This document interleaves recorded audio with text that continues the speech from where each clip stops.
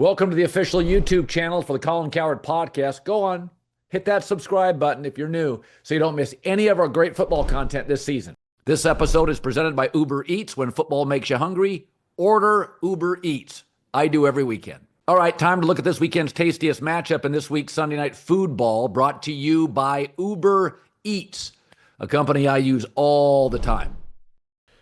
All right, this will be a different version for the next hour with John Middlekauff, the former NFL scout. It's Gray Day for those who are watching us. Gray Day. I flew from Chicago to L.A. today, and first thing when I landed, because it's rained so much in L.A., I'm like, God, this place is green. It's like a national forest. So let's just, it's a weird day in which I thought it was so fitting the Bears were asleep for 75% of the game, then tied it up at 16-all, only to lose on a field goal, 19-16. Caleb Williams set the all-time Bears passing record in total yards. But you look at our playoff, the draft order is set. Vegas, the Jets, Arizona, Tennessee, Giants. I feel like, John, you could just throw like an NFC South team in. It would be the same people. So let's just talk a little bit. Let's go through the playoffs, what we have now. Because Week 18, I think you would agree with me, the NFL keeps wanting to extend the season. They want another game in a Week 18-19. I thought today was pretty choppy. Like the early window was pretty ugly. I know everybody wants to move a team to Europe, but football's one of those, I'm not sure more is better. I thought today I had a strange feeling. Of course, it ended up being a pretty interesting late window. I thought today was about as bad a last Sunday as the regular season's had since I remember. Adam Silver's had this problem for a while with the tanking, and today the tank was on for a lot of teams, and you could really feel it in that morning window, and it was a rough watch. I always wonder when I'm watching those college football playoff games or, last night Seattle 49ers, like, how do people not like football? And then about 20 minutes in this morning, I realized, well, if you just turned it on this morning, I might be out as well. I think one of the issues is, Colin, I was thinking about it, is when you expanded the playoffs, there's kind of been a shift. Definitely over the last couple of years, the top teams have separated so far away. Yeah. This year's an all-time outlier year for the Chiefs. But I was looking how many 3-win teams we have. Yeah. There are 18. You play 17 games to win. I mean, the Tennessee Titans are an abomination of a franchise right now. The New York Giants, the Dallas Cowboys, their record probably looks a little bit better. Like they are not very good, And you talk about some of these other teams. The Raiders they won today, but they have been atrocious all season. So you get these teams winning 3-4 games, and then a bunch of teams that have had double-digit wins now for several weeks. So you get this weird situation this last week. The morning slate, you could argue, really the month of December, Colin, it gets band-aided by good Thursday night games, good Saturday afternoon games, and obviously the primetime game typically on Sunday night. Yeah, John, I said this last year, and it's the first time I ever said this. I said it on FS1 and iHeartRadio. I said the bottom of the NFL has become the bottom of the NBA. There are 8 unwatchable teams. The New York Giants won today. They are 8-30 in their last 38 games, and 4 of their 8 wins, half over that period, 38 games, have been in week 17 and 18 when teams are tanking. The Jets got beat, I think it's 35-8 by Buffalo. Not competitive. 500 yards. They have a defensive coach, and it's the worst defense right now in the league. If you just took the New York teams, what happened, and I'll say this is something I discussed probably about 5-6 years ago. I said the downside to being a quarterback-reliant conference is if you give the best quarterbacks, the best coaches, or really good offensive coaches, and you don't have one, the gap between the haves and the have-nots in the NFL by about week 12 now that doesn't mean you can't have upsets, but the bottom of the NFL is the bottom of the NBA now. 8 absolutely unwatchable teams. The Cardinals, Colin, I think 3 of their last 5 games, they've lost by more than 20. In all 5, they lost by more than 2 touchdowns. There are just teams that aren't even remotely competitive. And obviously the other thing is the injury situation in the NFL. And this is a bigger picture football topic, but when they fought for that CBA back in 2011 and the players were adamant about days off and holidays, And the owners are like, sure, take it. No double days. You 3 practices in a row in training camp. More money for us. And clearly the amount of injuries we've seen now, because football's the only sport, unlike baseball. I could take live BP tomorrow if I'm a pro baseball player, right? In basketball, they can play full pickup games. Football, you have to play football with pads on, and they no longer do it except really during, the calendar year, during games. These guys are faster than ever.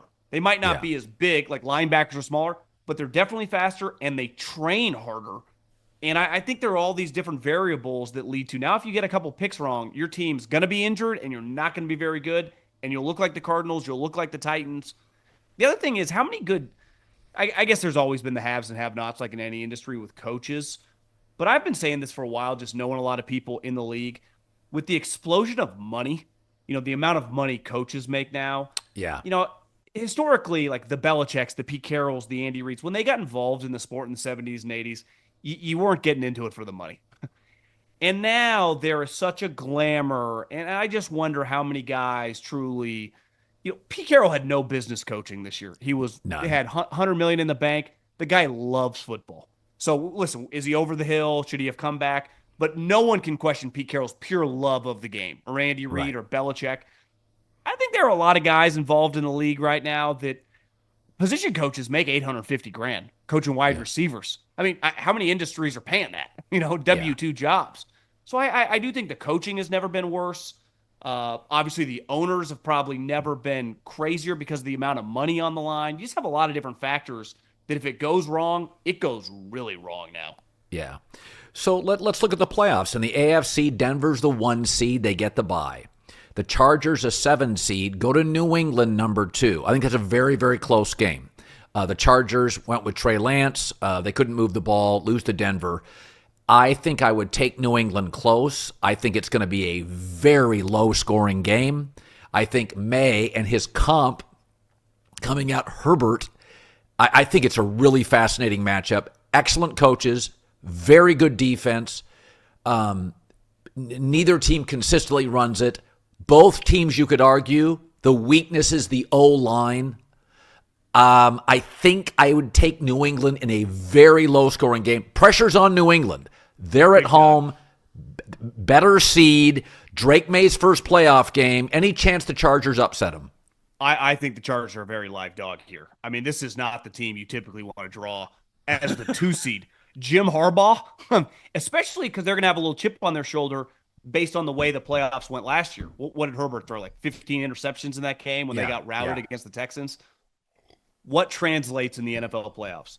Physicality, defense, running the ball, like you said, can be hit or miss, but they will try.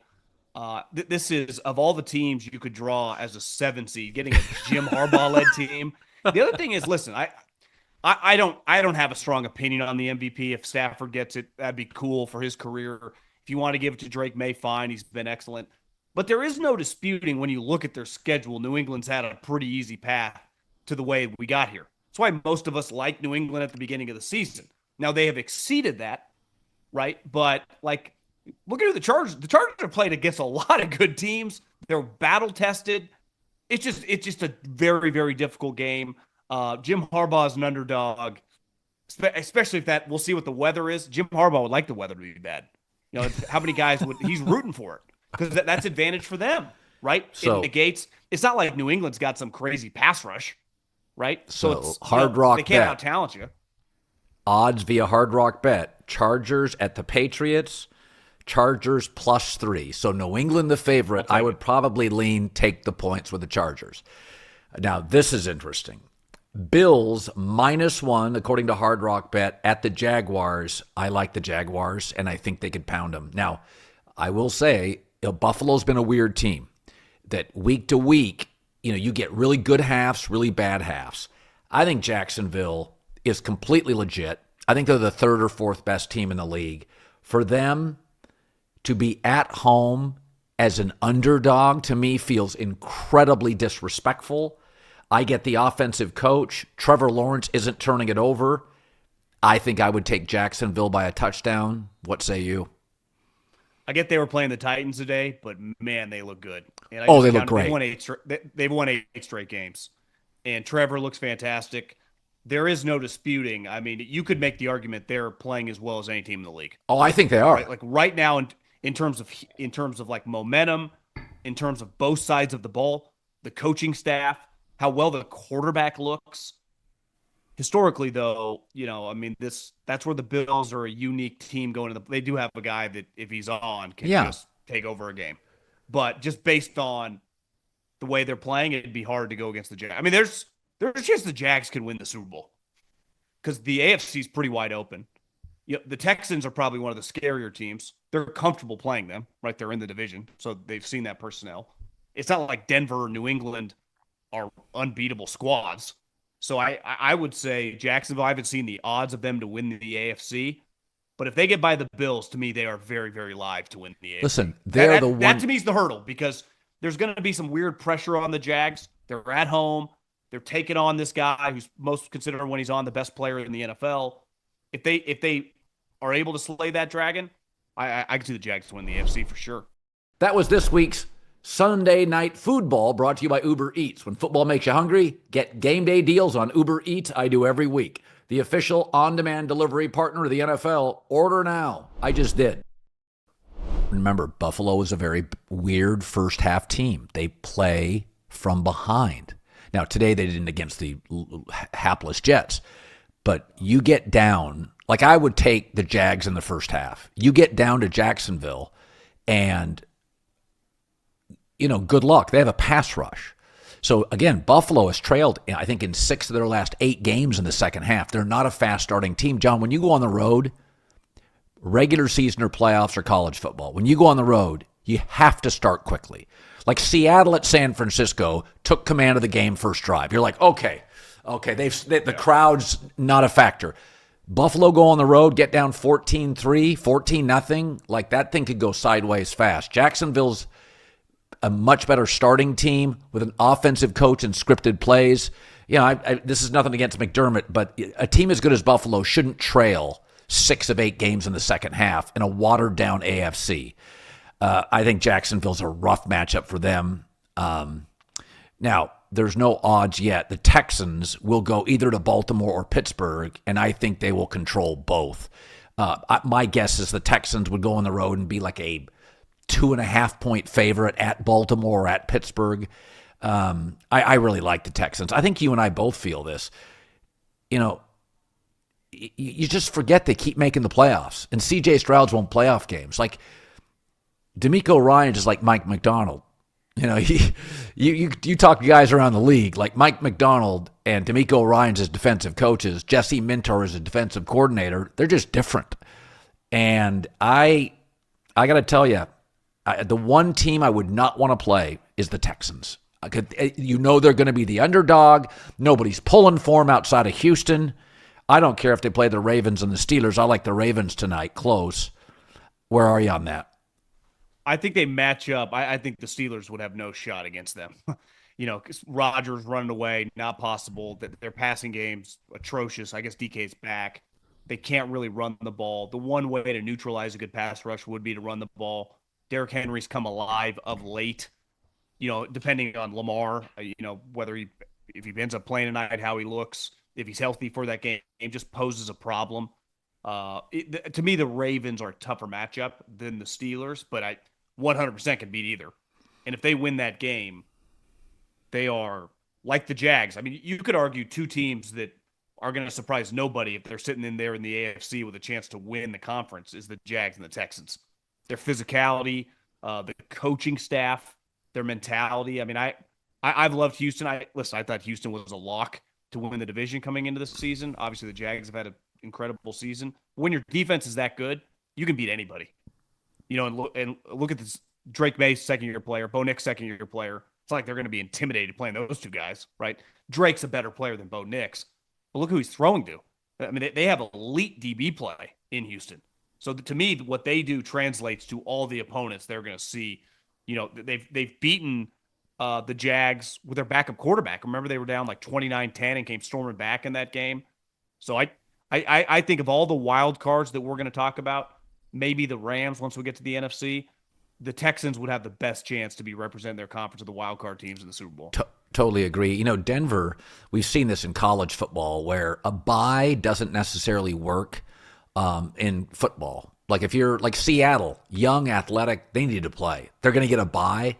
Denver's going to get a bye. I think those two teams, I think they'd want to play. I think if I'm Seattle, after that, I want to get back out there and play. Denver's in a weird spot. I mean, here's where Denver gets a big break. Houston, warm weather team.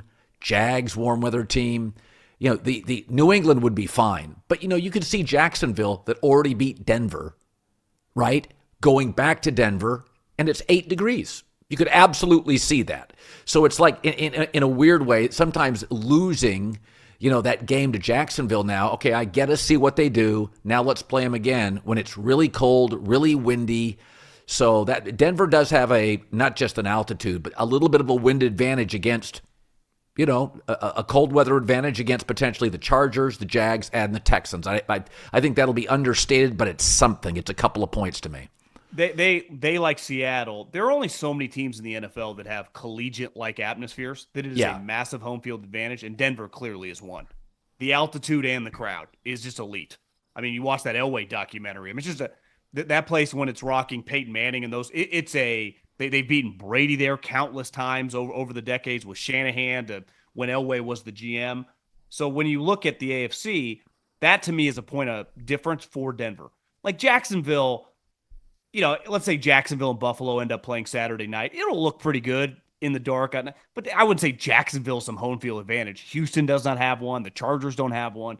Denver and the Pats, obviously, throughout the years. I mean, that is a point of, it's been a massive advantage for Andy and the Chiefs over the last 5 or 6 years, playing all those games at Arrowhead.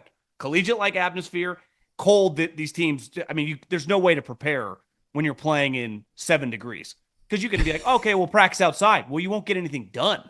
So that's where coaches, they'll go outside for a minute and then they'll go in the bubble because they want to, get the game plan installed, be able to communicate. No one can listen because you can't focus.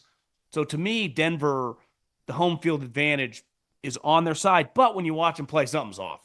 They don't really look right. And Bo Nix, that one game he played against Green Bay was incredible. But even today, and I get it, the Chargers have a good defensive mentality. You just... what's going on here? You like a little more juice. That's the one thing the Patriots have. They get easier opponents, but they roll them. They get so much momentum. Yeah. So the confidence that quarterback has compared, is Bo Nix confident, or does he just keep telling me he's confident? Because I watch him play. He doesn't always play confident, where Drake May plays pretty swaggy, as the kids would say. NFC, Seattle gets the bye. Again, I don't think Seattle would want the bye. Young, dominating performance against San Francisco. We'll get to that in a bit. So let's look at the NFC. All these odds via the Hard Rock Bet. Okay, we'll start with this. The Rams would be a 5 seed. They're going to Carolina. Carolina is going to be hosting a playoff game, which is absurd. It's the second time they faced the Rams in a month. They beat them before, and they beat them down the field. You can beat the Rams over the top. It's an average corner situation for them. Rams are a 10.5-point favorite.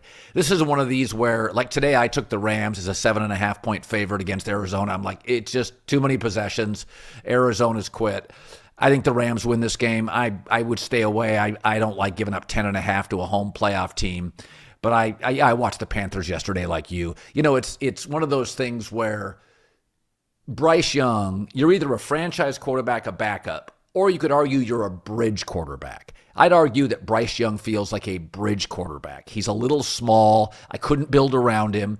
But you could play him as a starter for a year. He just won the division. I mean, he backed into it. But my take is the Rams should be favored. They're such an odd team. Considering they have McVay, weapons, and Stafford, they start slow a lot. They put Arizona away in the second half. Any strong feeling there? I was the second half. They were up 23-20 going into the fourth quarter. I mean, I thought Rams looked terrible. McVay had this look on his face that looked like if we lose this game and lose the opportunity to play the NFC South winner, I might just go to Amazon. You could see it on it. Like, this is what, because they look kind of lifeless. Oh, yeah, you do. Jacoby Brissett hit this bomb down the sideline. Yeah. They got called back, and that's kind of where the game stopped the momentum for Arizona, because it felt like Arizona could score on them every single time. And you're like, I thought part of the Rams' deal was their defense, and I started thinking, whatever happened that night in Seattle, when Seattle came storming back, they lost their mojo. I mean, I know they came back last Monday night. They were down 21-0 at half on the road to Atlanta. I mean, I watched Atlanta today. They're not, I know they got some good players, but give me a break, especially when you're trying to play for seeding like they were last week. That was an important game. Sean McVay took that, and they were down 21-0. My opinion has changed dramatically on the Rams. Yeah. I am not as against Carolina for sure. I mean, we need to enact something. If you go under 500, you should not be able to host a playoff game. That's absurd. You could make the argument that you shouldn't even be eligible for the playoffs if other teams, Minnesota, the Lions, some of these other teams have better records than you. Yeah, I think there's an argument to be made that if you're under 500, you can make the playoffs. You can't host a playoff game. I'd be fine with that. Yeah, so would I. The Rams, I've watched every snap really all year long. And you see it with Goff, you see it with Kirk Cousins, and you see it with Stafford. When you do not have a mobile quarterback, as good as Stafford is, John, you can't roll the pocket. You don't get those sort of off-script 3rd and 7 runs for first downs. There's about 6 to 7 times a game that a San Francisco or a Seattle can roll the pocket. Purdy did it a couple times yesterday. Sam did it once yesterday. You get those 4 or 5 first downs a game because your quarterback is mobile, or he can escape. When you have Goff, when you have Stafford, when you have Cousins, if the play that's designed doesn't work, it can get sideways. It can be an ugly loss. And I feel like sometimes the Rams get into these cycles where they've run through their scripted stuff. They're now it's McVay on the play sheet looking for some new wiggles, and they stall out. They have these quarters where they stall out. Where again, if I'm Shanahan, I can just start going to boot stuff. Darnold does a lot of that. Yeah. You start doing boot stuff. You can do a little bit of that with Stafford, but I do feel like watching the Rams, they're susceptible on the back end. I mean, they got a big break on that deep ball down the field that was caught by Wilson, and there was a penalty, and it was a legitimate penalty against an Arizona offensive lineman. But Wilson was killing them today. Killing them. Making plays left and right. And I feel a little bit like the Rams. This is why they need to, at some point get a mobile quarterback, because their backups are Jimmy Garoppolo and Stetson Bennett. Those guys don't move either. Yeah. I just feel like this offense, for all the talent, stalls out. Well, I think one thing that derailed the offense, because it had kind of become in its peak earlier in the season, like when you think back Denver with Peyton Manning, they had so many weapons. I mean, when you have Devontae and Puka Nacua, no one has better than that. I think Devontae led the league for receivers in touchdowns when he got injured. I don't know. I haven't looked at it today, but up until leading up to this week, that's how dominant he was in the red zone. So you factor him in with Puka, who feels like he averages double-digit catches a game. And then all their other just auxiliary weapons are kind of an unstoppable offense. Well, you remove him, it puts so much pressure on Puka Nacua. Their other weapons are fine, but they get elevated into kind of taking over for Devontae, and it becomes a little more difficult. Now, like you said, over the course of the game, Arizona just fell off. I mean, they have a million injuries. They're rolling on Trey McBride's a good player, but they got a lot of random guys out there. I do think the health of Devontae, if you tell me he's fully healthy, they get by the Panthers, then they are, obviously a very, very potent team coming into the playoffs. But if you remove him, they are liable to lose to anybody not named the Panthers. And the one thing about Carolina, unlike a lot of the Southern teams, like obviously Tampa can reign, Carolina and Tennessee are two areas in the South that can get cold. I mean, it could just be a weird, cold weather game that could just make it weird. Now, I'd be stunned if they won, but I could see if the weather's weird, you just never know. It's a long flight. Also, T-Mac and Leggett are big, long targets.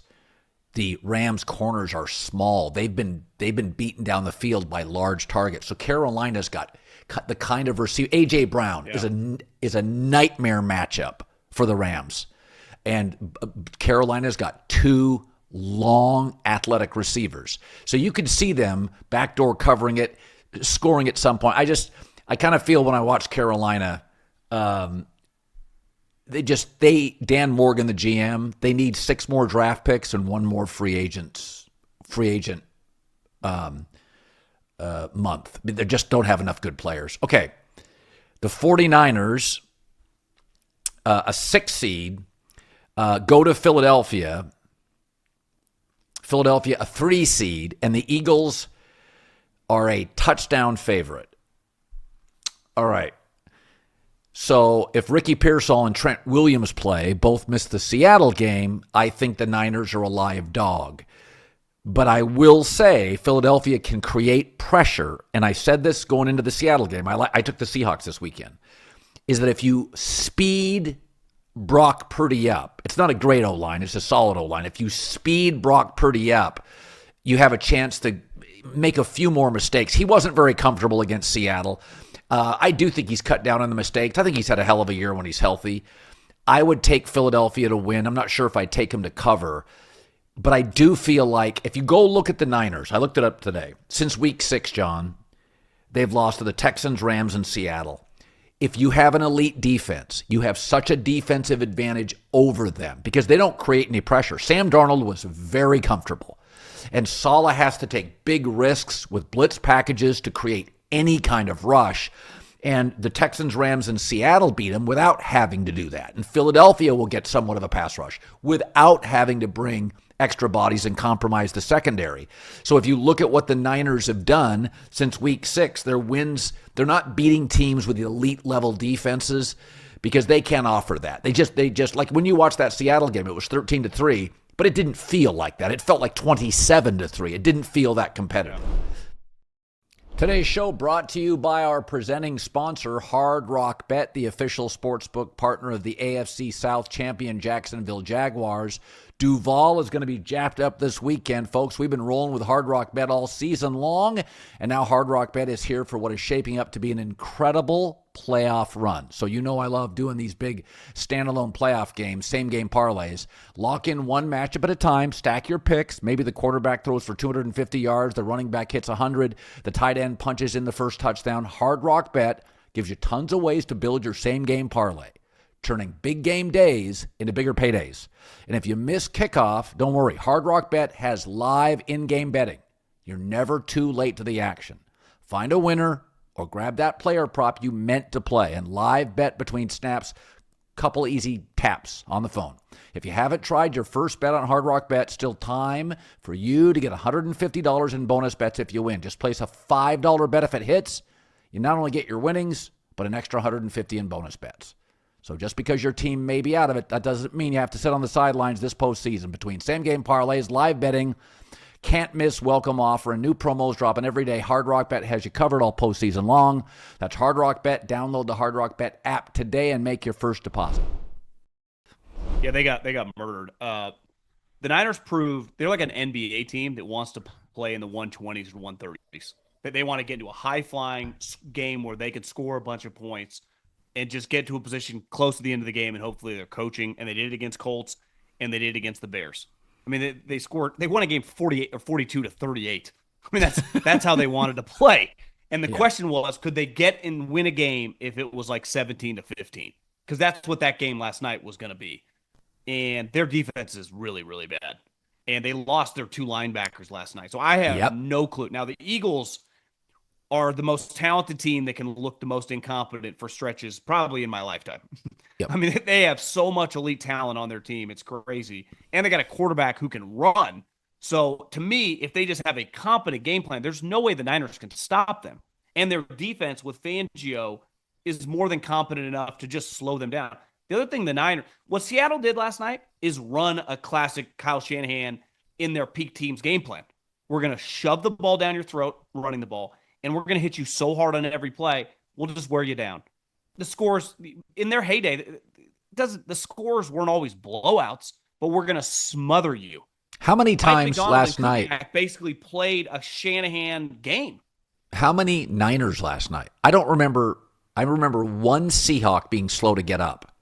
There had to have been 6 different 49ers that literally got either went to the tent or stayed on the ground. I mean, Seattle beat San Francisco up for 3.5 hours. And Pearsall and Trent didn't play. Kittle did. He's still remarkable. I just feel like the Niners, the gig is up. I think they're going to go out east. They're out of bodies. They're out of bodies. There's just nothing they can do. I think Philadelphia rested a lot of their guys. Philadelphia, I mean, just I don't know. I just don't think San Francisco's got the ammo. I will say this, and I know the way the Eagles in that building internalize stuff, they think, obviously, most people do, really highly of Kyle. That is not just an easy coaching staff. We talk about Jim Harbaugh you just get Kyle Shanahan and Robert Saleh in the first round. Now, there's only so much Robert Saleh can do, but Kyle just got embarrassed, probably in front of 30, 35 million people. They are going to have some stuff that they're going to bring to Philadelphia. And here's the other thing. If you can just make it a little weird, right? Maybe 10-7, you're up at halftime. That place will start booing you because they already don't really like this team. But they don't, because they're not an entertaining team to watch. Right. So if you can get them tight, that place can get tight, because this Eagles season has been weird. If I would have told you at the start of the day the Bears were going to lose, you would have said, oh, the Eagles are playing Washington. Even with their backups, the Eagles will be the 2 seed. And I look, the Eagles lose. How's that? How do you lose with the Bears losing? If I would have been Sirianni and I look up and they're down 16-0, I'm on the headsets. Hey, we got a chance to be the 2 seed. That's multiple home games. That is a massive, massive advantage. They know it. They've been the 1 seed multiple times. Like they understand the power of playing home games in the playoffs. Now they might have to go on the road. When I do my herd hierarchy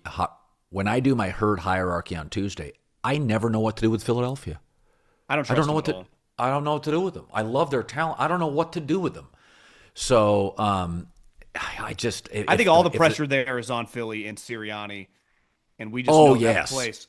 And that I don't know the game times yet, but that's got like Sunday Night Football written all over it.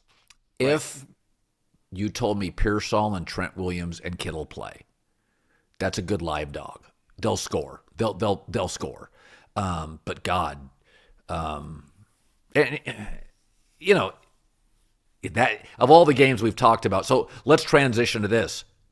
Green Bay 7 seed, Bears 2 seed. Yet the Bears have a 2-game losing streak going into the playoffs. It is, according to Hard Rock Bet, it is a pick'em. It is a pick'em. Now, here's the advantage for the Bears. With Micah Parsons out, they don't generate much of a pass rush, right? They got to scheme it up like Saleh. They got to take some chances, compromise the back end of their defense. I think I like the Bears in this spot. It's watching them today.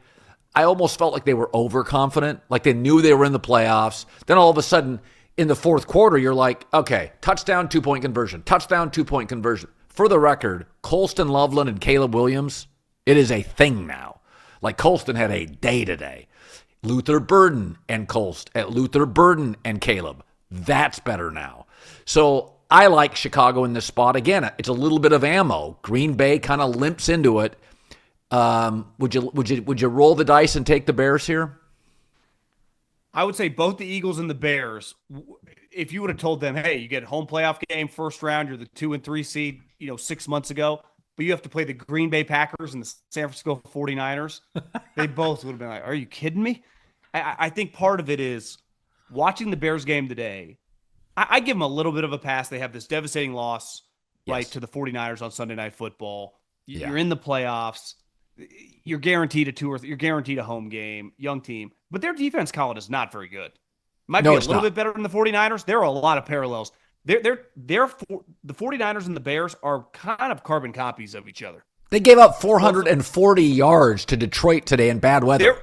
There were guys wide open whenever Jared Goff was. St. Brown coming across the middle, Jameson Williams coming across the middle. Their DB play, they give up a lot of yards. We just saw the Niners score a bunch of points on them.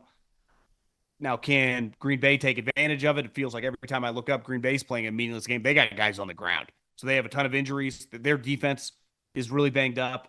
Their offense, is Malik Willis a better option right now than Jordan Love? I don't know.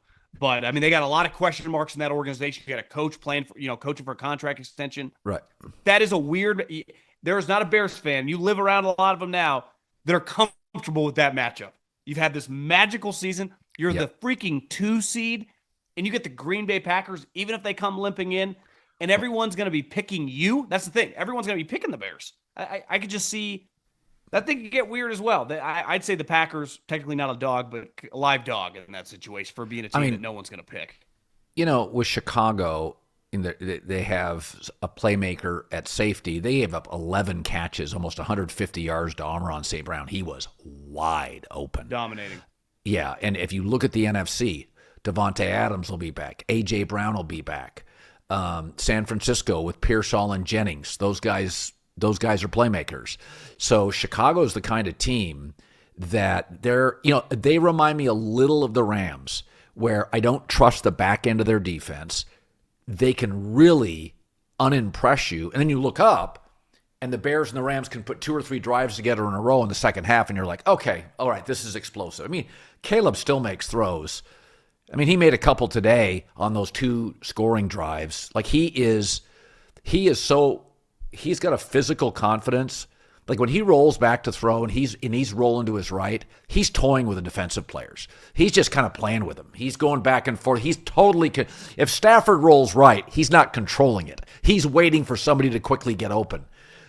When Caleb rolls right, he could do a high school pivot and say, I'm going to run backwards. I'm just going to buy. Like Josh Allen does that occasionally. Like, guys, I'm controlling this situation. I think I like Chicago in this spot. I really do like how Colston Loveland and Caleb have really created something special. Like today, it was incredible. Every big play, it was Colston Loveland. They really used their tight ends. Cole Kmet had a 2-point conversion too. That place is going to be pretty special in that game. I mean, that's we talk about home field advantage. They haven't made the playoffs in a while. Definitely haven't made the playoffs as a team people think can win a couple games.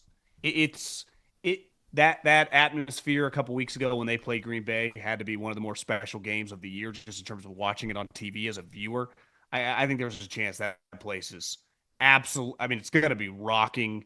It's going to be really, really cool. And can they feed into that? And maybe that helps the defense out a little bit. They have probably less injuries than the Niners. Their talent on defense is just not great. Listen, Ben Johnson not that good. They don't have a great pass rusher. They basically just got to score a bunch of points. Well, they spent money. Joe Tooney, Drew Dahlman, Jonah Jackson. They're paying money for DJ Moore. Listen, they spent their money on offense.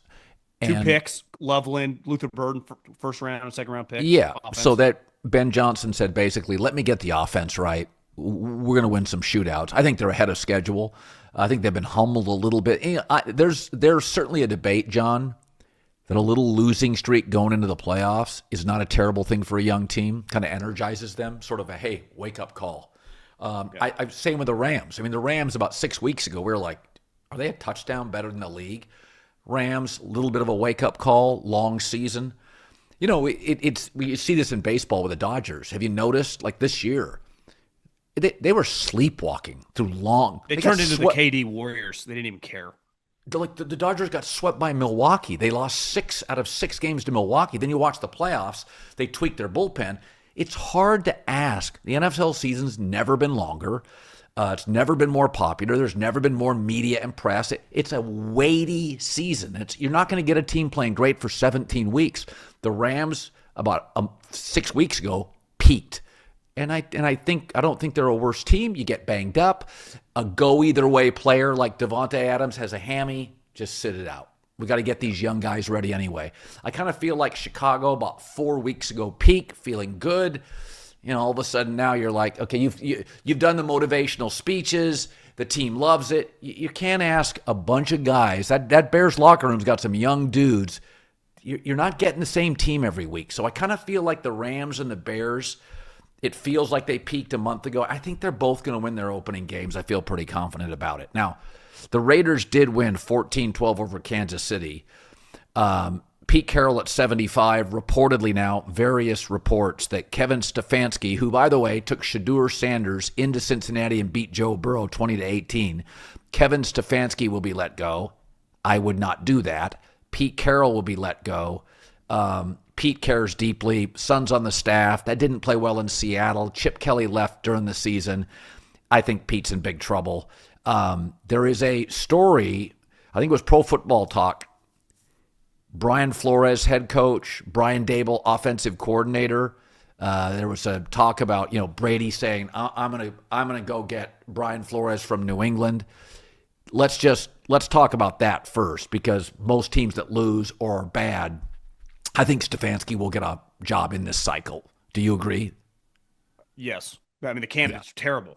So he's already proven that he can coach offense, coach the quarterback, even though this year has been a disaster. He's proven it time and time again. I think the league thinks more highly of him than it's not that I have anything against him. I think he's a little overrated, but there's also a lot of variables in that building. The situation this year was pretty bizarre. How much was he involved in it? How much was he not? It's always hard to tell when you have a dysfunctional place. But I say the same thing for the Raiders. If they're hiring Flores and Daboll, that's clearly a Brady-led deal. Mark Davis did this a couple years ago with Josh McDaniels. He brought in the Patriot way. And Josh McDaniels was a rehab guy. He started journaling. He was like all this stuff. Dan Pompei wrote this. I bought into it. I'm like, hey, he's going to be good. He didn't last 2 years. Flores, kind of similar thing. Josh McDaniels is an elite offensive coordinator. Doesn't get any better. He's right there with non-head coaches. He's probably the best in the league. Brian Flores is an elite defensive coordinator. Right there with the best in the league. But I saw him. He made Tua cry. He couldn't function with Tua. And listen, we can debate Tua. Mike McDaniel started going to the playoffs with Tua. So Fernando Mendoza, you're just going to draft this guy based on his history. And to me, the Patriot history, that scares the you-know-what out of me. Because these guys, they always say they change, and they play nice when they're the number 2, and then they get the boss, and they kind of become Bill again, starts rubbing people the wrong way. And here's the other thing. Daboll rubs people the wrong way. That'd be a lot to bring into a building that just, I don't know, Pete Carroll brings tender love and care. He's a more uplifting guy. So I think sometimes you shift the other way. But they've done this before, specifically with the New England thing, and it was a historic disaster for Mark Davis. And props to him, he got out of it quick because his players were basically like, we're going to quit. So I think there's a lot of – I'm not arguing Brian Flores as a defensive coordinator, but we can't act like that's not very risky based on his previous history with a quarterback, and now they're going to draft Fernando Mendoza number 1 overall. Well, Mangini, who's my buddy, had 2 head coaching jobs. Josh McDaniels had 2 coaching jobs. So a lot of the Patriot guys, they get a job, it doesn't work, they get a second job. And Eric's a good friend of mine, and Josh McDaniels is not a good friend, but it's a texting friend. And I think Josh is probably the best offensive coordinator in the league. He's elite. He's great. Vrabel's a smart guy. Belichick, Brady, they're all like, this is the guy.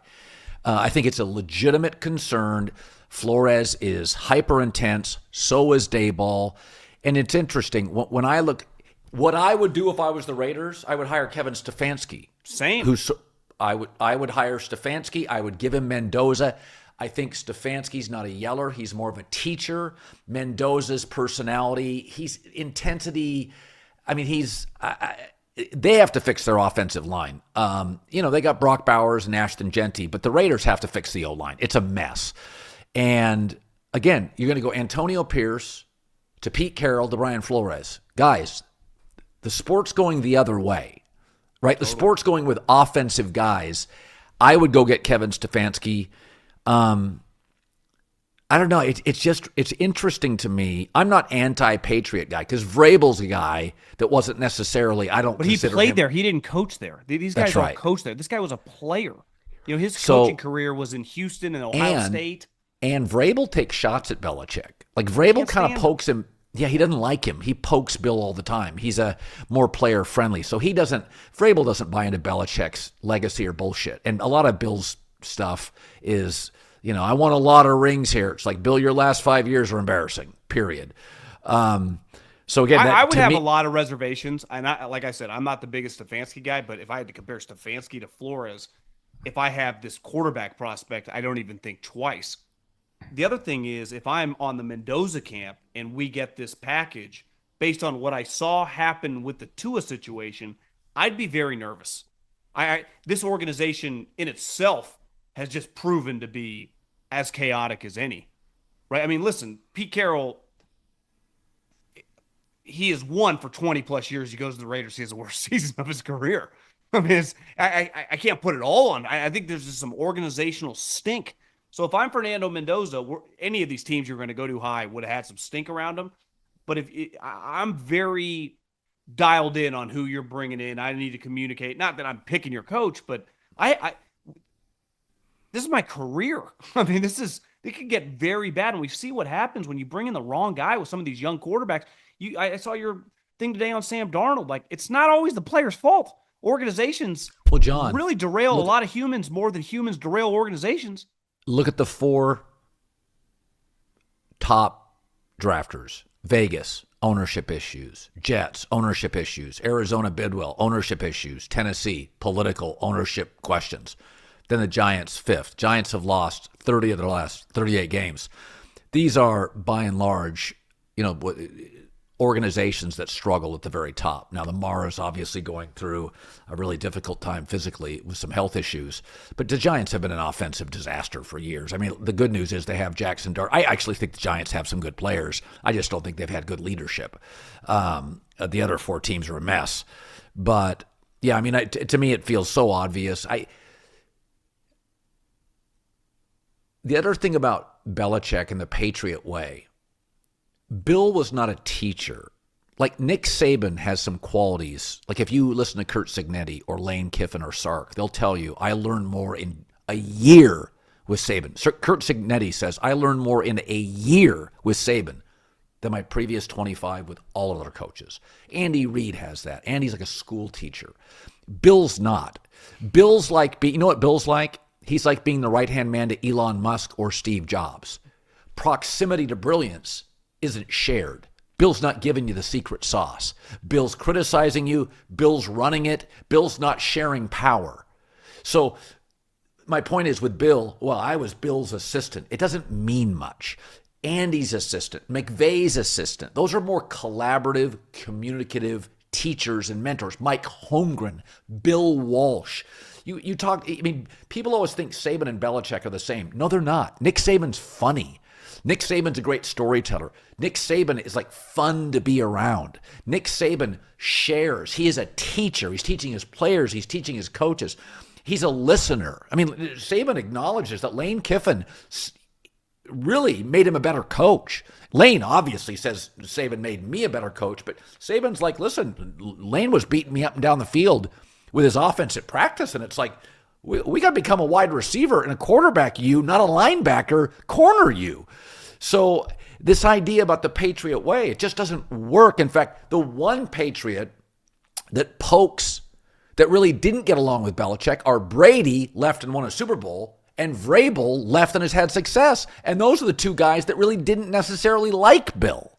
And I think a lot of players have talked the Patriot way was enabled and controlled by Tom because Bill could ride him like he was a practice squad player and he was the best player in the league. That it doesn't exist. And it not only doesn't exist, it's not that Andy doesn't coach Mahomes hard or, Kyle doesn't ride Fred Warner, but clearly Bill started coaching in 1975 in the NFL. Like, he's from a way different generation. On top of his personality, it's just a lot different. Now, the one thing I would say about Flores, Kevin O'Connell is much more of a new school, progressive, lighter, offensive mind. He's been around him for a couple years.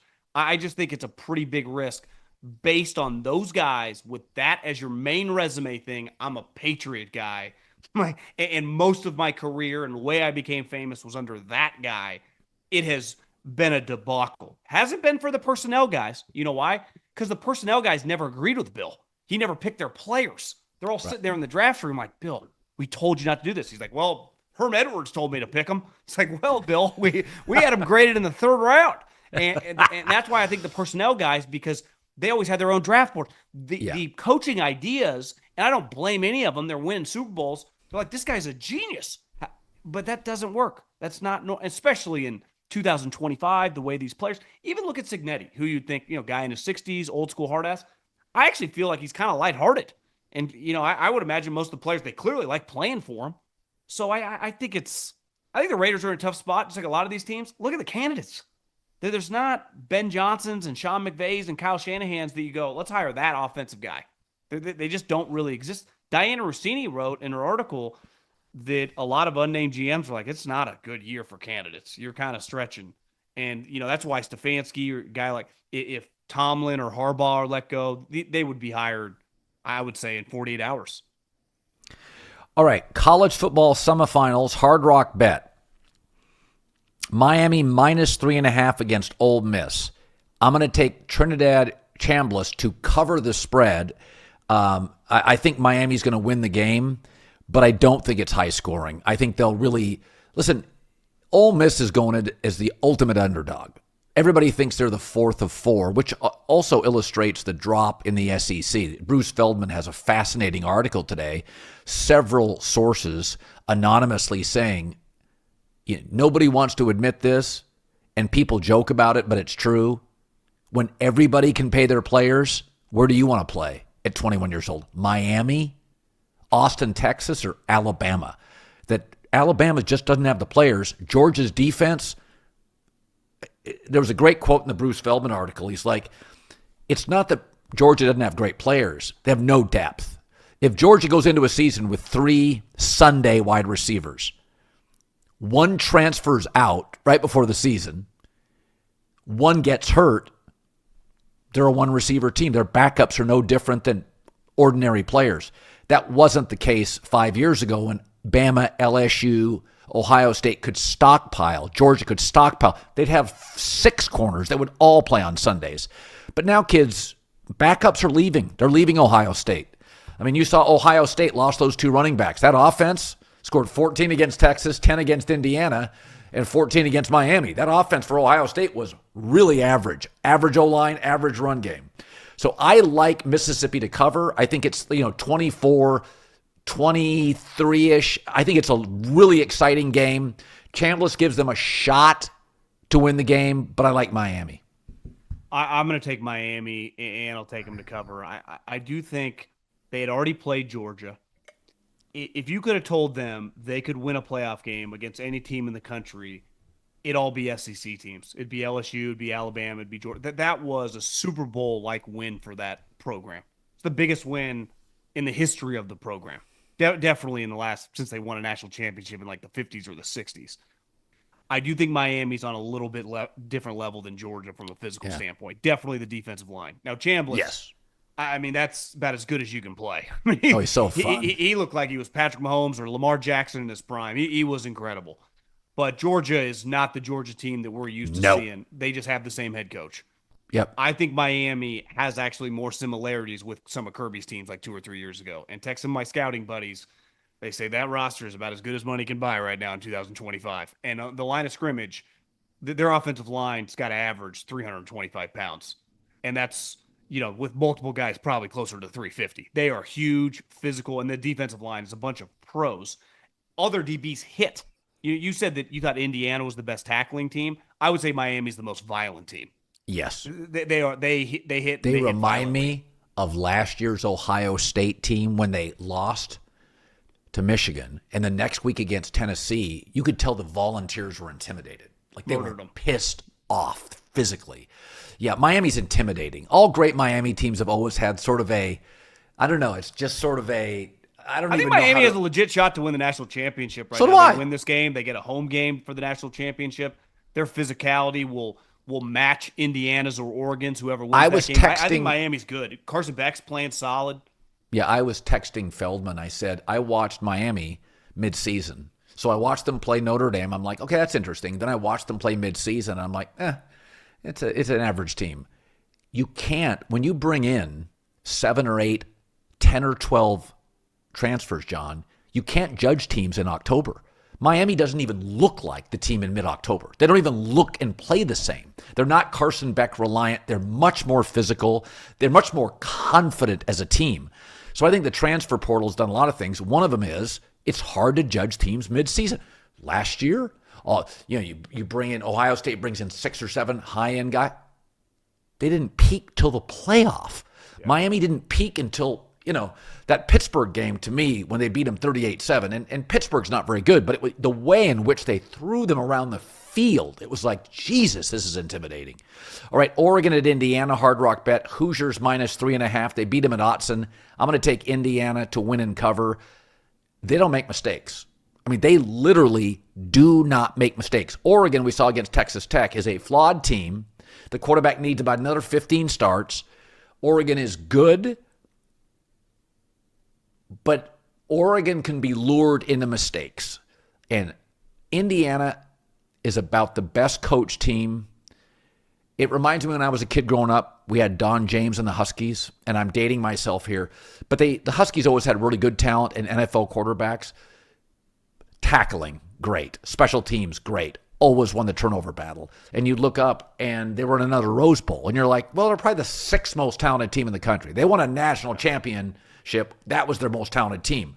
But Indiana has that feeling where it's you have to beat them soundly. I mean, I'm watching that game against Alabama. I'm like, that's as well coached a team for 3.5 hours as I've ever seen in my life. Yeah, I will agree with you because obviously the last two games, I mean, to beat Ohio State like they did and then to throttle Alabama was pretty incredible. But let's face it, no one was picking them against Ohio State. So it was easy for Cincinnati to play the underdog. Even against Alabama, the entire vibe leading up to the game, like what's it like playing this dynasty, the mystique of Alabama, where Dan Lanning, really the last couple of years, he's been favored in all these games. Even last year when he played Ohio State, people thought he was the 1 seed. He's going to play Ohio State. It's not like they viewed them not as equals. This is the first time Dan Lanning has been viewed like, you're an underdog. Everyone thinks you're going to win. And he's great at these like rah-rah speeches. He goes viral in the locker room. Most of the time, his team's a double-digit favorite in those games doing that. Yeah. He really gets to do for the first time, no one thinks we're going to win. And he's not lying. No one thinks they're going to win. I think I'm going to take Indiana because I can't forget what I just saw in Oregon was a little weird against Texas Tech. What if Texas Tech's defense is just really that good? I mean, they might have the like 2 or second or third pick in the draft. There are other guys on the front seven are fantastic. Their quarterback just happened to play like he was me. But that was not – I think that win's a little more impressive than they're probably going to get credit for. I mean, Utah and BYU, I think we'd both agree, are what, top 15 type teams? They killed BYU twice and Utah once. Killed them. Well, obviously, the quarterback was what if that's Oregon's defense? They just have a lot of younger guys that maybe aren't like Jeremiah Smith or Caleb Downs or Fernando Mendoza, true household names. I do just think this is a prime spot for Dan Lanning when he truly gets to play the underdog. And it's going to be unique for Cignetti because for 2 years, he's been kicking most people's ass. No one thought he was ever going to win most of those games. Right. No one thought he was going to go to Autzen and win. This is the first time he is the overwhelming Alabama, favorite. I thought, like, I kind of like Alabama in this game. Overwhelming favorite. People, I bet if you talk to most people, they're like, I think Indiana's going to win the national championship. I think Indiana's going to win the national championship. So I just think Dan Lanning can really – this is, I would say, what he excels at. Now, he has 2 coordinators who are leaving. Kentucky's in the transfer. So they're getting kind of worn thin because they're just, I'm sure, transfer portal, not sleeping much. That could be a point of separation. Indiana doesn't have to worry about it. That'd be the only thing that makes me nervous. But I expect Oregon to – Indiana's great. I mean, there's no dispute. I think Oregon's going to bring it. I mean, they got – this is a very talented team. Oh, yeah. The, Mendoza, I heard an interesting comp for Mendoza. People are saying he's Matt Ryan. Now, he's bigger than Matt Ryan. I think he has a more powerful arm than Matt Ryan and is a little bit more mobile than Matt Ryan. So I think he's a bigger, stronger. I don't like that comp. Matt Ryan was much more of a statue. He was. To me, Mendoza moves around, stronger arm. Yeah, I don't know what Mendoza's comp is. There's personality-wise, there's a little Andrew Luck where he's just, oh gosh, geez, very much a giver, not a taker, super mature, very much on message. He reminds me of Andrew Luck above the shoulders. I think Andrew Luck, people question his arm strength. I think Mendoza's got a really good arm, like a really good arm. And in the Big Ten, you're throwing in crappy weather all the time. The parallels of Matt Ryan, the maturity, he just feels like a grown-up. But Mendoza is one of those guys that he may not be a great scrambler, but John, he's 6'5", 240-ish. Those guys are, small corners. When they tackle him, the quarterback rolls over him, gets an extra 3 yards. Like I think Mendoza's an A prospect. I don't think he's an A+ prospect because I don't think he has a huge arm, nor do I think he's Josh Allen, the athlete. But I think he's about as good a prospect all things in, I mean, I get the Cal years where he had to overcome marginal talent. Then I get the Indiana years where he played with some NFL bodies. He's played in big stadiums on the road. He's played Ohio State. He's played Penn State. He's played top-tier teams. He's played at Autzen. I think he's a really good prospect. To you?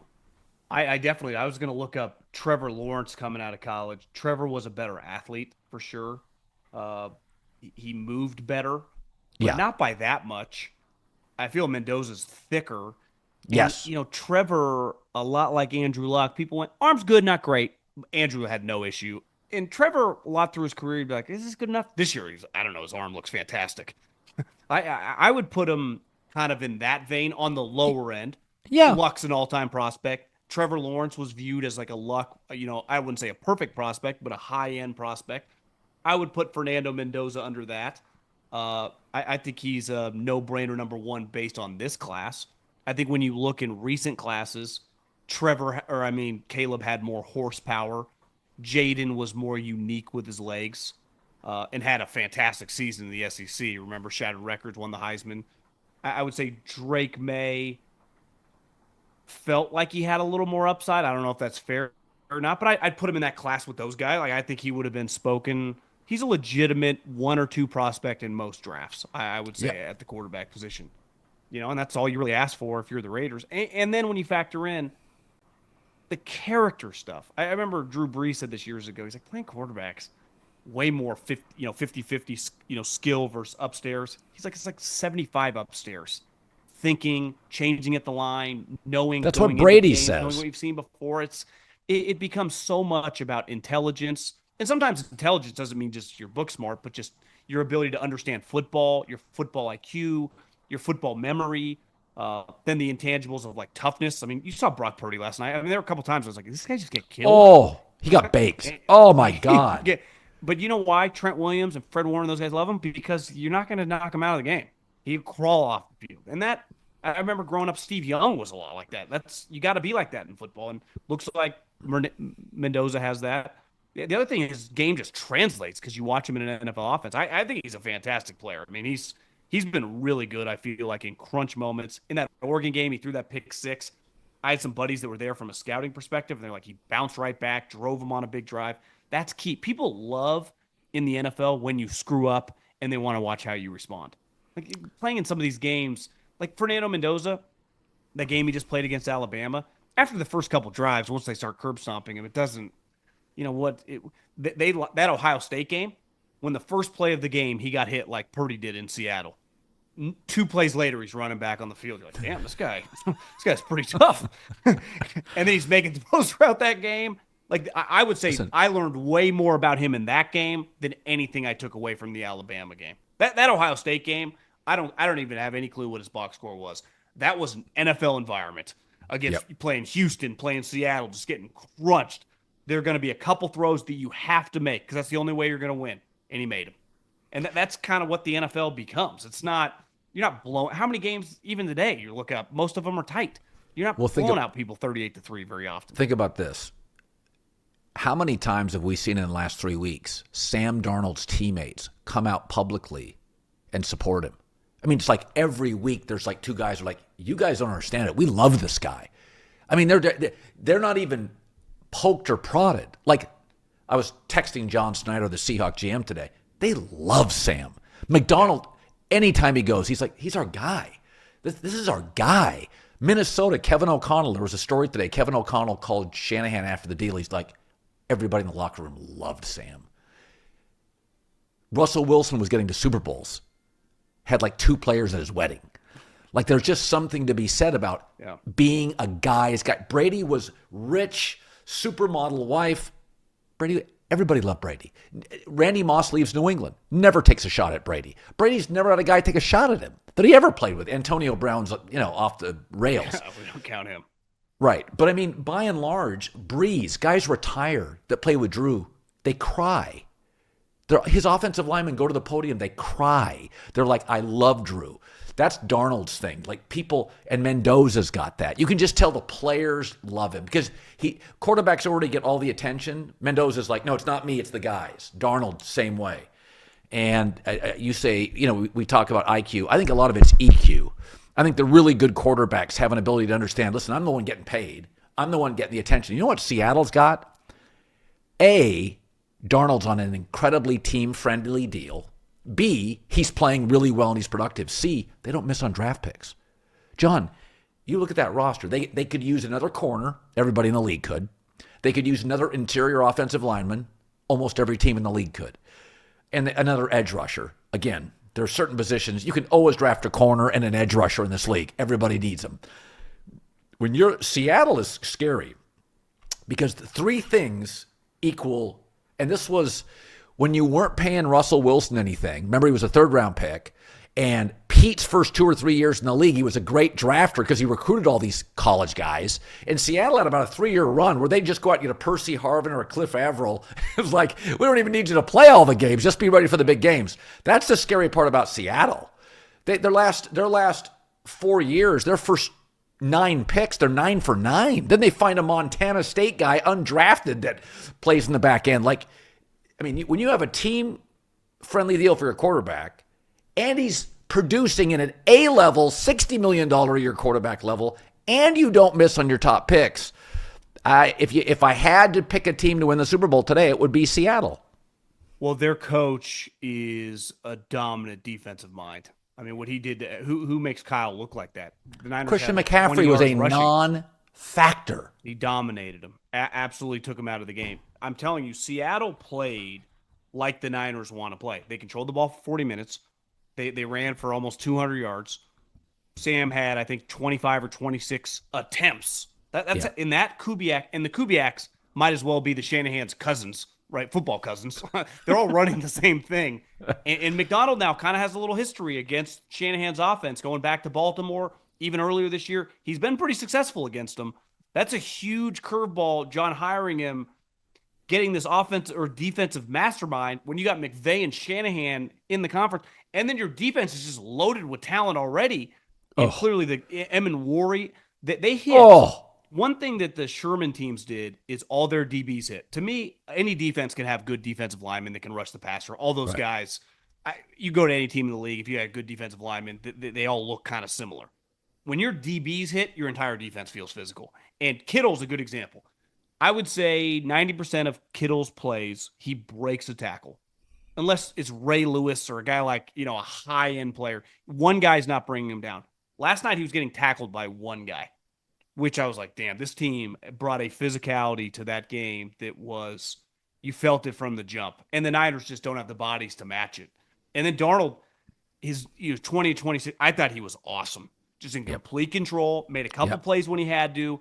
Every layup throw, which is a huge part of that offense, in stride. And the running backs, their team, if they can play that plan where Darnold doesn't have to throw it 45 times, because I would say the other thing they need is another wide receiver. Cooper's obviously older. If they get a bigger, honestly, Juwan Jennings a free agent. I would sign a guy like him. They would like him. He's kind of crazy. John Snyder likes the kind of crazy guys. You can kind of feel it on their team. They're going to be a problem, especially that place is – they haven't had – I Googled it last night. They have not had a home playoff game since January of 2017, so basically a decade. John, January in Seattle, it's cold rain. And in Seattle, last night Darnold was 20-26. It felt like he threw 12 balls. Like he was doing play-action stuff, but it was not Sam's – it was defense and run game. So, you could win. Seattle could win, and Darnold could go 16 of 19, and they'd be very effective and score 27 points. So cold, wet Seattle for a team that doesn't have – they can throw the ball down the field. But last night, Witherspoon's a big tackler at corner, the Illinois kid. Emin-Wari from South Carolina. They're just big, strong, tough, physical players. Yeah, I would take Seattle in terms of just overall roster. I just don't. That linebacker that picked the ball from McCaffrey, Brooks, he's everywhere. They're guys who just – all their guys can run and hit. And it just felt like they kept them coming in waves. The backups, I was like, geez. And they had been a little off, right? They didn't play that great in the Rams game till the end.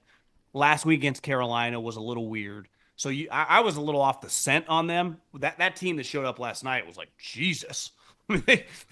They came to – like you said, I can't imagine how many Niners struggled to get out of bed this morning. really John, Purdy the leading Niners. Purdy might have had his wife would have had to call someone to help him out of bed. I couldn't tell you the last time I watched the Niners and a healthy McCaffrey was taken out of a game. Out of a game. I mean, just a complete non-factor. That's like taking Walter Payton in his prime, rest in peace, out of a game, or Barry Sanders. Like, you just don't do that. It was a masterclass. Great stuff, buddy. Take it easy, Colin.